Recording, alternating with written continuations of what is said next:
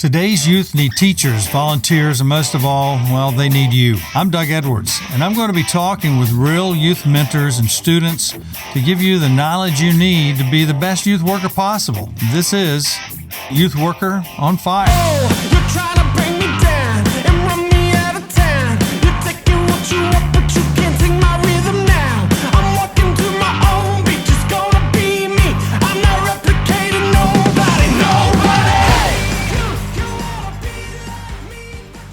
Hey everybody, it's Doug Edwards with Youth Worker on Fire, and we are excited to have Dr. Larry Shires. Now, Larry, I've never heard anybody call him doctor, but he has a PhD, so I know he's a doctor, okay?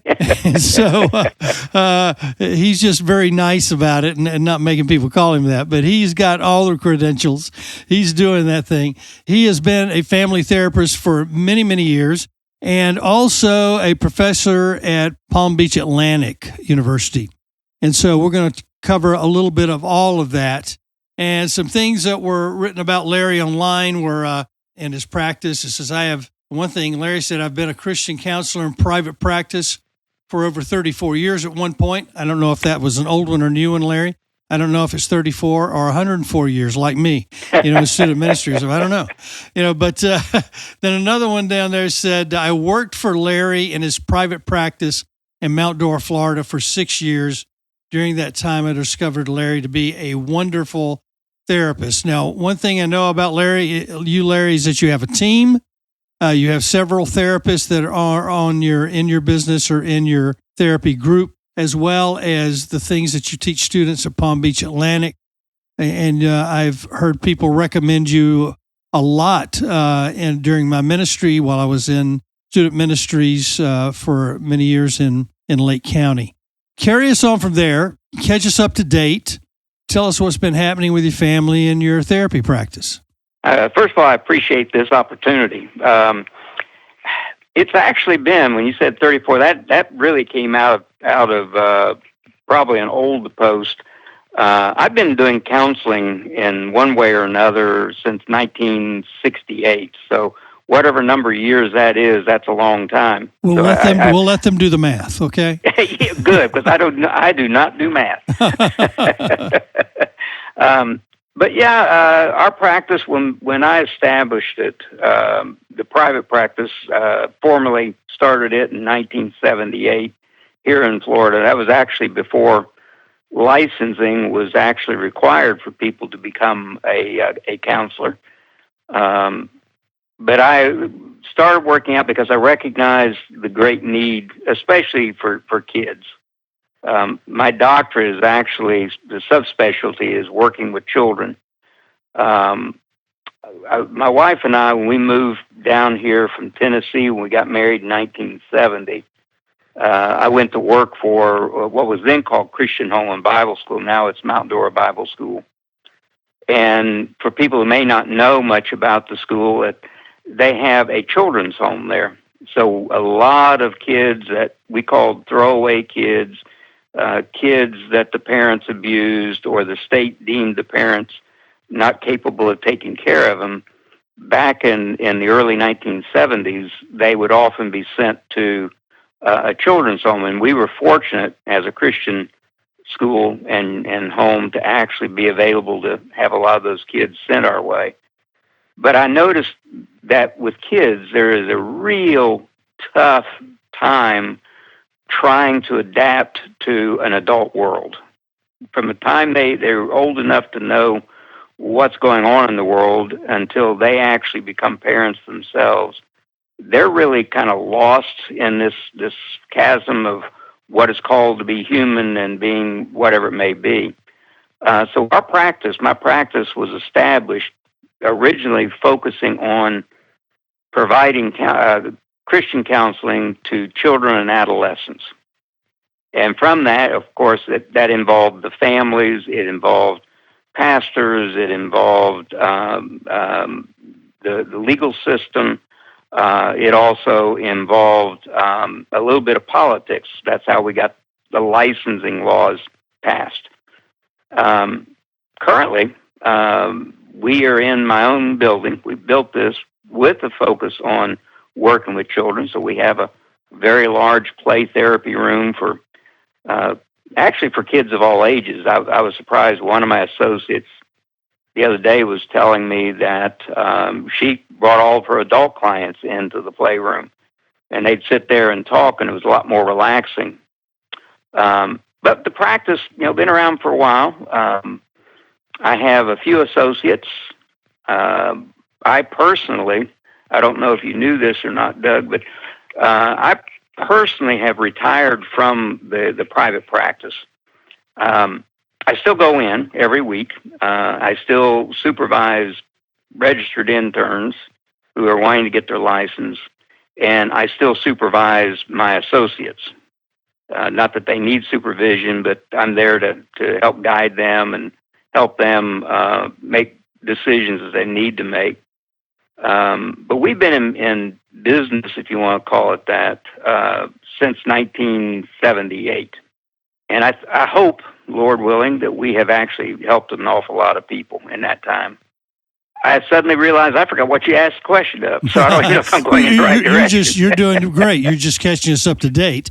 And yes, you and I had talked about that you're basically in a retirement phase, but what you could consider a retirement phase for most people is still working a full-time job, because you're still there for the therapists. You're trying to get them certified, and the ones that are trying to get certification. You're still at the university when you go there. Your hours may not be as long as they used to be, but what I used to tell people with my volunteers is that a full-time volunteer spends more hours than they'll ever be able to be accounted for, because their heart is with the people that they're ministering to. And I got a feeling that that's the same with you. Absolutely. My wife pretty much motivated me to retire. She's been retired from teaching she was a teacher, third grade teacher, for 46 years. So she really has been pressing me for the last few years to retire. But you can't really retire when you're in the business of helping people or guiding people, as you know very much aware of. The need is just way too great. So where are you at this point? Right now we're at you're retired, but you're still at the office. You're still helping the therapists that are there and helping interns get certified. You're still at Palm Beach Atlantic.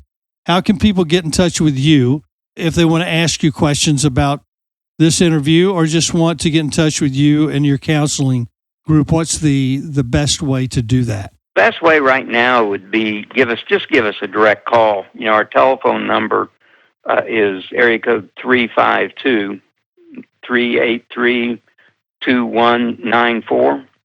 And if nobody answers the phone, as is often the case, we don't have a secretary because we want to keep the fees as low as possible. But they can leave a message, and we will definitely get back with them. Or they can send me an email at LEShyers, SHYERS, at yahoo.com. That was LEShyers@yahoo.com. And if they have a question about anything that we talk about tonight, or if they've got some concerns about an issue that they're working with their kids, or if they're a pastor or something like that, I'd be very, very willing to be able to reach out, answer their questions if it's possible, or at least direct them where they might be able to get the answer. How did you come to a relationship with Jesus Christ yourself? How did that happen? I was fortunate. I was raised in a Christian home. My father was an elder in a church in Ohio where I was raised. My mother, she definitely was the rock in the family as far as our Christianity. I think the earliest memories I have is both my mom and dad coming in when they were putting my brother and I to bed, and sitting there and reading us Bible stories. And that just intrigued me. It always has been. So when I graduated from high school, I was probably like most teenagers. I kind of rebelled against, them telling me what to do all the time. But I ended up going to a Christian college in Nashville, Tennessee, what's now called Lipscomb University. And while I was there, I promised God something because I knew that I was going to be graduating, had no clue what I wanted to do in life. I thought I wanted to be a lawyer. And that's what I really wanted to do, but that wasn't working out as far as getting into law school. So I promised God, I said, God, if you want me to work with kids, if you want me to work with teenagers, if you want me to work with families, if you want me to work with preaching, or if you want me to dig ditches, whatever it is, just open the doors. Little did I know he was going to take me up on my promise, because I've been able to do all 5 of those things since we moved here in 1970. But it's a God thing. I had never heard of a little town called Mount Dora in my life. I had never heard of the Christian Home and Bible School, but I knew I needed a job. And I was told by my roommate at Lipscomb that his cousin went to a school in Mount Dora, Florida, and that I ought to reach out to them to see if I couldn't get a teaching job. When I called the school, one of their board members was actually a student at Lipscomb University. He was an older gentleman. He had not finished his bachelor's degree, but he went back to school, and he happened to be in one of my classes. And so when I contacted the school, the president said, well, one of our board members is up there actually taking some classes to finish his degree. Mr. Burt Brown, you might know. Well, yeah, he's in one of my classes. So I talked to him a little bit, and next week, the couple more board members are actually going to be on the campus at Lipscomb at a meeting, and we can meet up there. And I'm going like, okay, what's the likelihood that God isn't in this if my roommate has somebody who's related who goes to a school where a board member who happens to be in a class with me right now, and the president is actually going to come up here and be here next week? I think a door is being opened. and if I had ever had doubts about wanting to walk the Christian walk, that cleared them. I mean, to me, it's just too amazing what God is able to do when we think we don't know the way. He sometimes takes us on a scenic route, but hey. Yeah, I've been on the scenic route before. So, and I had no idea what Lake County was or any of those places either. So I get your story. I absolutely, and many people listening do too. Light bulbs are coming on. Doors, they're remembering and seeing doors. Now they're going, that was a door. Okay, now I'm getting this. Yeah. This one's closed. That one's open.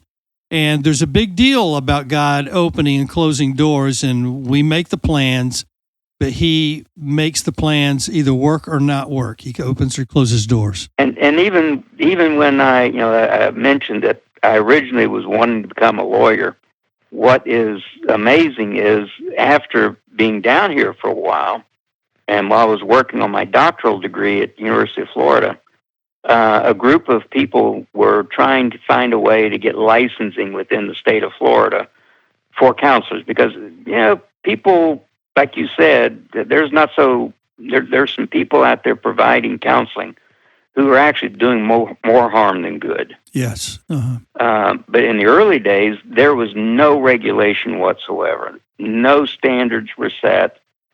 And so I got with that group, and I helped write the first laws here in the state of Florida that licenses social workers, marriage and family therapists, and mental health counselors, and was appointed to the very first board to regulate the professions. And that's how I got to be teaching at several different universities in Central Florida, especially the laws and the ethics. So, God said, okay, you want to be a lawyer? Let me put you out here in the thick of things where you actually write laws and help educate attorneys about some stuff. So So he's blessed me on all 5 and possibly 6 areas that I'd promised him that I'd be a part of. Yeah, that's why I didn't know it was you, but I did remember my friend who we talked about, Dr. Gordon Greenhall, that is a therapist over on the East Coast of Florida, and I remember him going through some of that, and we were with Youth for Christ at the time, and everything was a big deal about what was legal, what was not legal. The law is changing all the time, not just with counseling, but just with doing any kind of ministry at all. And most churches were way behind the times and still are, because they're seldom looking at what is legal when that is a very, very important guideline in protecting your families and students and church itself. You teach about the legal aspects of counseling, what do parents to students and families need to know, what do pastors, youth pastors in particularly, need to know about their legal responsibilities if they are trying to counsel with no credentials. And when I say counsel, we're talking about within the church itself, to people who are in the church, and do they have any unforeseen danger zones? Because you're talking about professional counseling. Some of them have their counseling degrees, not necessarily youth pastors. I know some that got theirs later, and there's some pastors do that still aren't that great of counselors, and some that consider themselves counselors but don't have any kind of certification or anything, because they believe they've got the Word of God and that's enough. And I'm not putting that down, but tell me what you know that we don't know. Yeah, I'd say that the biggest danger for what we call non-credentialed counselors is really not recognizing when something really is an abnormality of the brain, or an abnormality in some of the endocrine system like thyroid or whatever.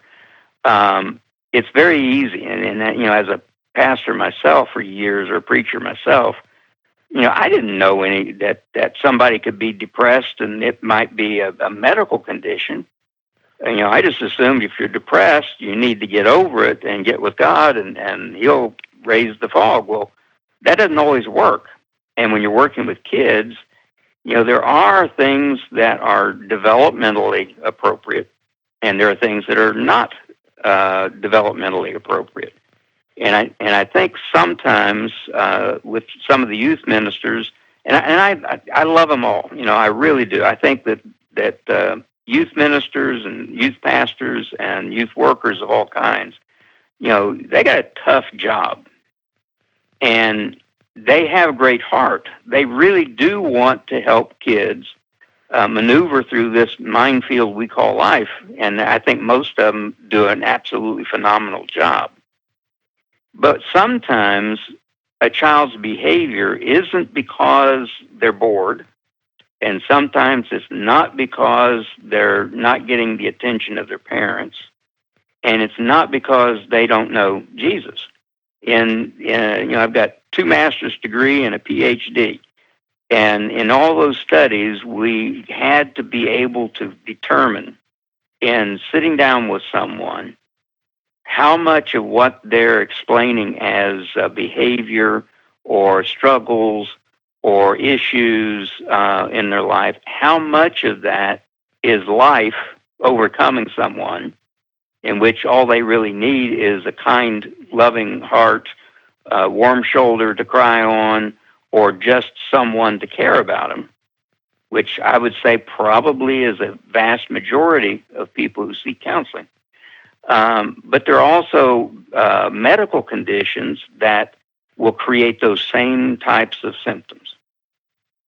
And with the credentialing process, the master's degree that's required, some people go on to get a doctoral degree. That's not required, but they go at least the master's degree.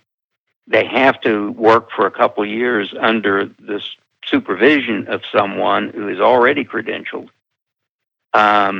But to be able to recognize where my limits are. I think, as you're very much aware, I'm sure, that sometimes in our speed to try to help a young person, either as a parent or as a youth director. In our zeal to do that, just like it says in Scripture, sometimes our zeal is without knowledge. And when that happens, we can actually do far more harm than we expect. So it's learning to work with. I'd say one of the joys I've had in being in private practice is the connections I've had with youth ministers and pastors of churches who understood that. And, they would refer someone to us. We'd work with the parents. We'd work with the kids. And I'd say a pretty sizable number of times we would simply get permission to talk with the youth minister and just give them some direction. There's nothing going on here that we can determine is pathological, and maybe it is just being able to be part of a group is something that's really going to help them the most. But I would say that my experience, especially as a professor emeritus now that I'm retired technically from the university, is working with people who are really, really zealous to help.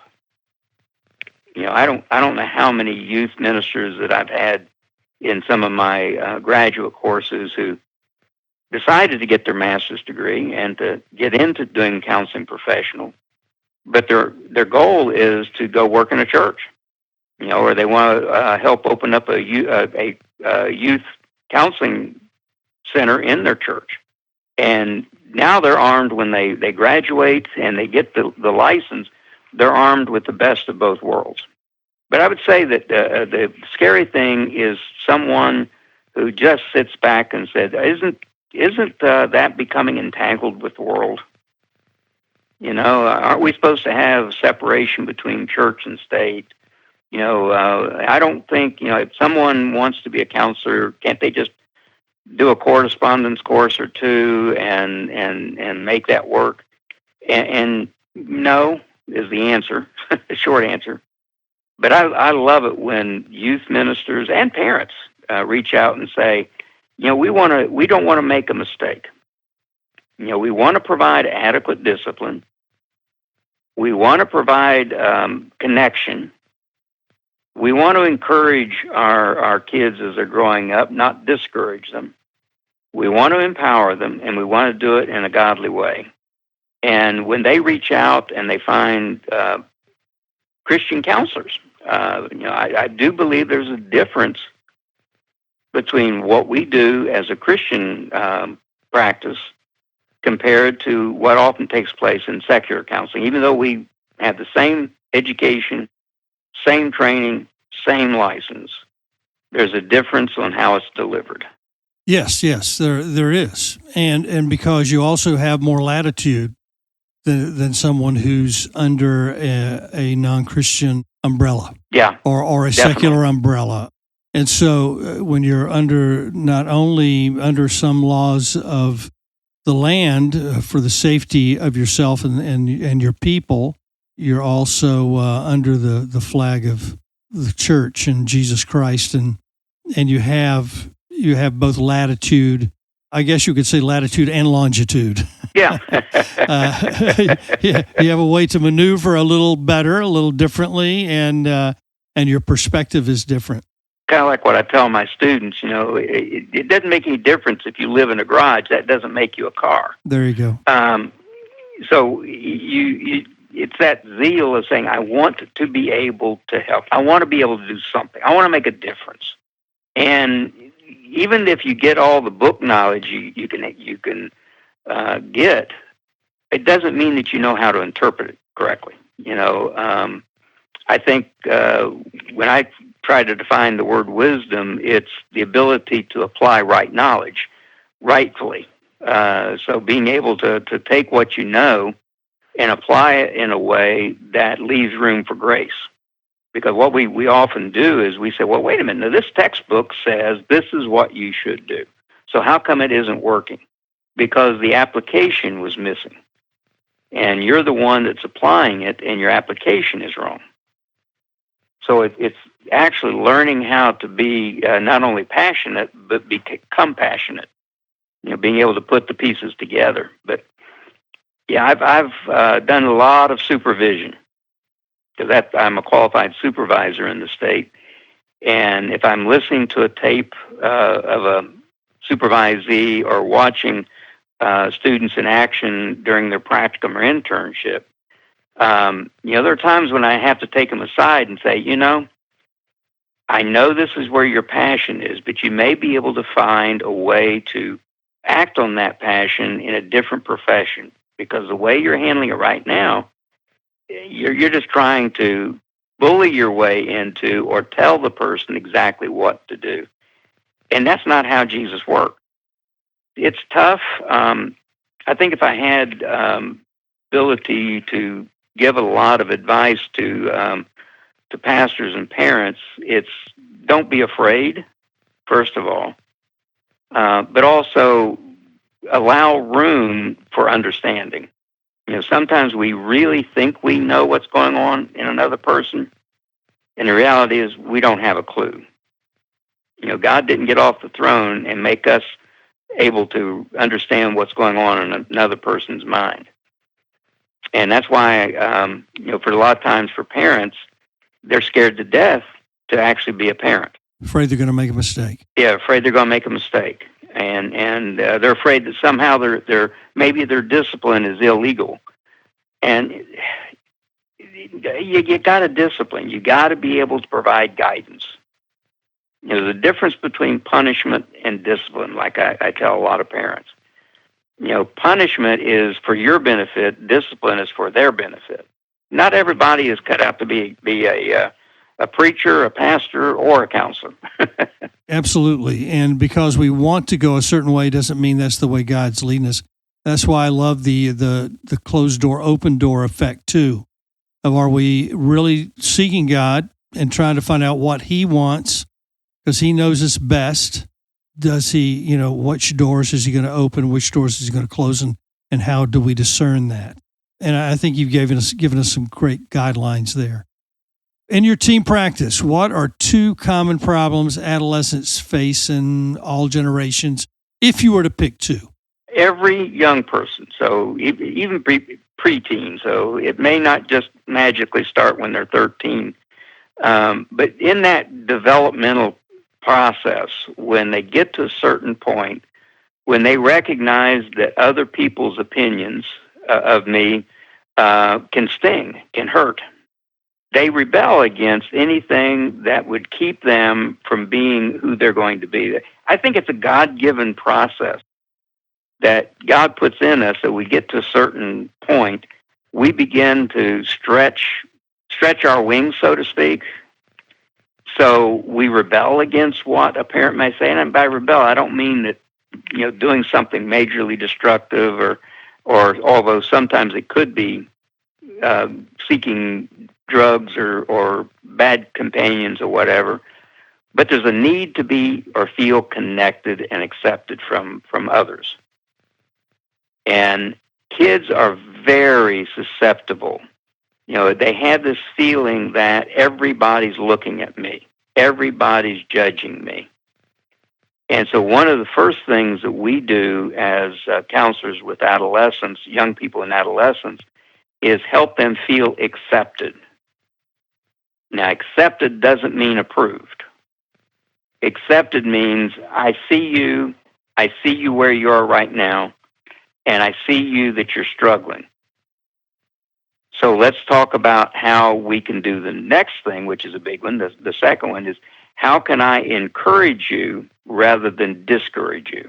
So we work hard to figure out why a child is behaving the way they are. Sometimes it's just them wanting to have some attention. You mentioned ADHD. I believe that there are 2 different types of attention deficit disorder. One of them is where the parents don't pay any attention, so the child is going through this disordered way of living because they don't feel any boundaries. They don't feel any connection with their own parents. And so they're trying to figure it out themselves. And kids are easily discouraged. And if someone is discouraged, they stop growing. They stop challenging. I think some challenges are healthy. Now, not just not the kind of challenges that are destructive. I want to clarify that. But I think sometimes we have to ask questions if we're ever going to get the right answers. And so with a lot of adolescents, they challenge everything. Mm-hmm. They want the people, parents and adults, to get out of their life and let them get on with their life. And that doesn't work. But a compassionate, knowledgeable, caring adult can go a long way of helping that person, to determine where am I and how do I get to where God wants me to go. And that doesn't mean they're going to like the journey. I've seen a lot of adolescents sit in a chair with their arms crossed and just look at me square in the eye, almost daring me to do something that would upset them. Yes, yeah. I think I've seen the same students. I think it's the same ones I had. They came to you then later. Okay. Yeah. So those are the two big things. I think the first is how to feel accepted and connected, and then the second is being encouraged rather than being discouraged. Yeah, and I'll give you one example in student ministry that is such a big example, and there's so many other good examples too. But this one kid, he was a leader of the pack in high school from his middle school years on, and he got to the public high school, one of the local high schools I was volunteering in, because as a youth pastor, you go in as a volunteer, find out what you can do and where you can fit to be there for students, teachers, and administration and all that. And so years later, and he was part of our student ministry as well, but I'm talking about wild child, but I mean, very intelligent. You could tell the difference. And so I interviewed him after he became a lawyer on my show. So he's on the show. And then later he became House of Representatives. I said, well, when did things change? I forgot exactly what the question, how it was. He said, well, my sophomore year, our principal, and I can't remember the principal's name right now, said, come into my office. And so he went into the principal's office and he said, you're going to become one of two things. You're going to be a criminal behind bars, or you're going to be in the Senate or Congress. Which one do you want to do? And that was it. And he said, that changed my perspective. He sat me down. He was kind to me. And I'm talking a kid who could sway the entire population of a public high school. And he did from his freshman year on. Kind words, the right person, someone, how many times a parent said to us, and, I told you the same thing. What do you mean he said that to you? That's what I've been trying to tell you for, 10 years. And now, those are very good answers to those questions. What are two common problems that parents seem to be asking when they come to you or your counseling team over the years? Yeah, I'd say that the number one question that parents ask, unfortunately, there is no answer to. And that is, a lot of parents come in and they say, I'm a busy person. I'm holding down 2 jobs. The mother is holding down 2 jobs. And I just don't have time to do all this stuff with my kid. And, I just want to know what the shortcut is to parenting. And I have to tell them, you're already taking that if you're ignoring your child, but you got to realize they're going to grow up with you or without you. And if they grow up without you, then they don't have any guidance. It's kind of like going to the bowling alley when we were young and they put those big rubber bumpers in the gutters and then give us the big ball and we could roll it with both hands. We had to feel successful. So there is no shortcut, and we have to basically help them grasp that raising children and being a good Christian parent actually involves more time than it does when they're on the job. So there's a lot of behind-the-scenes things that have to take place. And then the second one, when they finally accept that, okay, I can't find a shortcut, is not feeling like they've got to somehow prove to their child that they are the boss. not the child, but I as the parent, I'm the boss. And if you're challenging me, I'm going to teach you that you can't get by with it. And, there are times when we just have to accept that when somebody is making a bad decision, as we would teach the parents, that there are both natural consequences and there are logical consequences. And the best teacher, if it's safe, is allowing the child to experience the natural consequences of their misbehavior. So you said a key thing there, if it's safe. Some If it's parents safe, absolutely, even do absolutely. it if it's not safe. Yeah, if it's not safe, then we have to step in. And I've never seen or heard an adolescent complain when their parents intervened when what they were getting, where the adolescent was getting ready to do something was extremely dangerous. I've never seen it. Now, they would bow up at the moment, and they would be very angry and everything else at the parent. But it doesn't take them very long before the adolescent recognizes they may have actually saved my life. That's interesting because I remember, and you can correct me if I'm wrong, but what I learned after my 1.5-year-old started screaming and crying in a Disney movie because of what was happening on the screen, and it wasn't something I thought he understood. It had to do with a dog sled event, and Dad ended up having to slip into the ice and drown. And you couldn't tell all that was happening. But then it was a few months later, I heard even a 1.5-year-old, they understand visually what is happening. Oh, yes. And it just blew me away. And of course, I felt horrible because of what my son had experienced. I took him, I had to take him out of the movie. He was just screaming, oh my gosh, what did I do? And so took him out. And so here we are, we got adolescents. They have already learned how to, you're the professional here. You correct me anywhere I'm wrong. They have analyzed their parents for all these years since they're 1.5 years, if that's what they're understanding.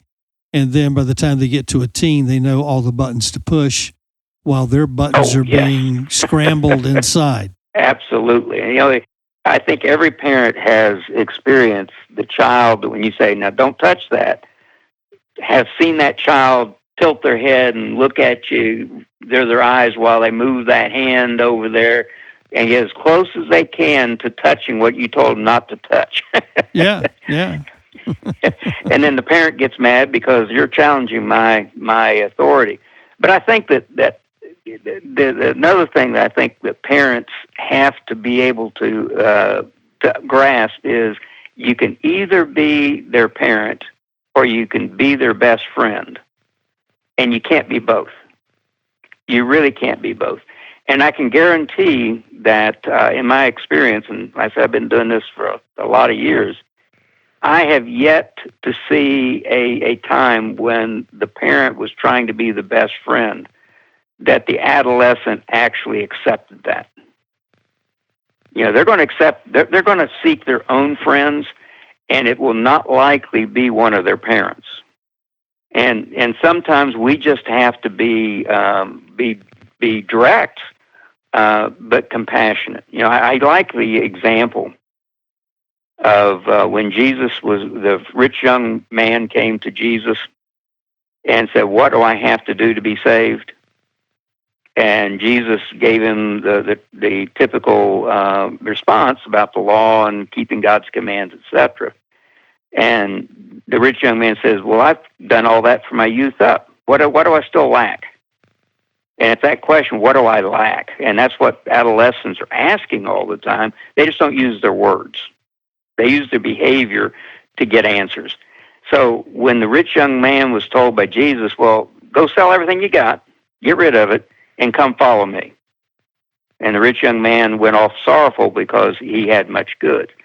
I always ask my students, I said, how far did Jesus chase that young man to try to convince him to come back? And the answer is not one step. How loud did Jesus beg him to come back or chastise him for not doing what Jesus asked him to do? Not one word, not one decibel. And so sometimes we have to allow our kids to recognize and to be able to experience their own, and I'm going to use many, M-I-N-I, many crises or many failures in order to understand that they can trust the parents by reaching out to the parents. You know, I can't be your friend, but I can be here to give you guidance and help you to grow up to become the kind of adult that not only you need, the world needs, and God requires. So listen, Larry, I appreciate this. Told you I'm going to try to keep you to an hour. Is there any closing remarks or comments that you want to make? Yeah, I think the big thing would be don't be afraid to allow kids to grow up, but make sure that you're providing the adequate guidance, or like you just mentioned, the guardrails. Every one of us as we're growing up needs to know or find out what are the rules for life. I know I'm going to live in this world. Help me understand the rules, but also answer my question when I say why. You've been listening to the Youth Worker on Fire podcast. If you like what you hear, please subscribe and tell your friends. Also, leave a comment and tell us what you think. Stay tuned for more informative episodes.